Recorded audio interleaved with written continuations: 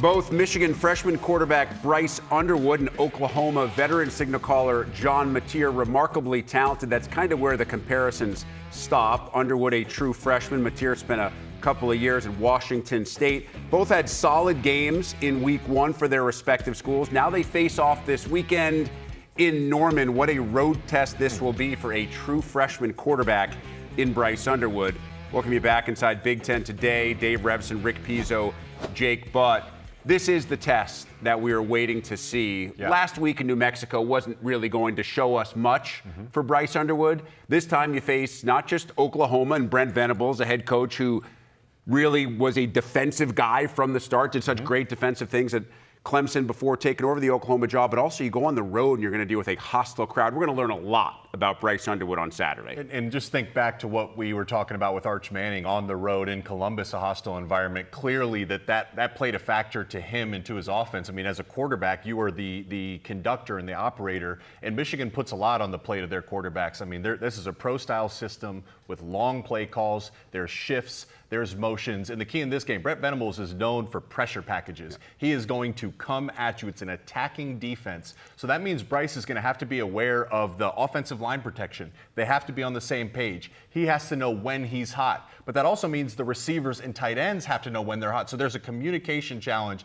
in this game. The big positive, and I understand it's New Mexico to Oklahoma, a big jump here.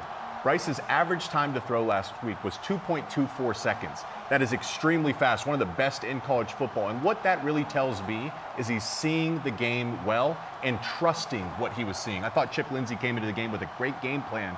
It'll be especially important on the road here against Oklahoma. You mentioned average time to throw. How about average yards per completion? That was about 12.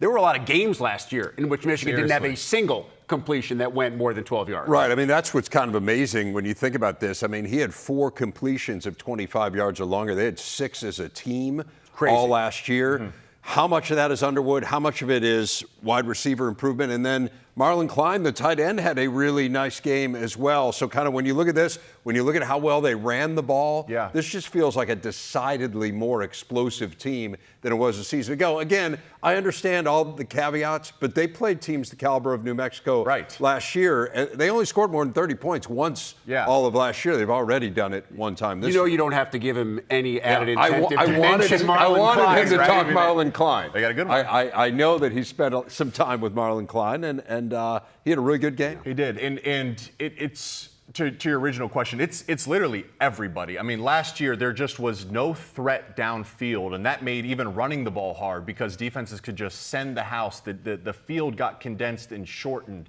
And with Bryce, that's just not going to be the case. It's not just hitting the right guy. It's not just throwing with accuracy. It's also the ball placement. I mean, that feathered throw he had into Marlon Klein, he threw with great anticipation. Usually when a guy comes from high school to college, in high school, you get the opportunity to see your guy running wide open before you throw it. In college, you have to anticipate that. You have to throw them open and throw them into windows. Bryce did that a number of times in this game. It's going to be a bigger challenge here, and I think his legs will be a big factor. We did not see that against New Mexico. His legs will be a big factor, as will the defense containing John Mateer. It's kind of the perfect schedule. You get a game to get your legs under you, to get your confidence, and now you see what you're made of. You go to Norman, and they'll have a really good gauge of where things stand after taking on OU.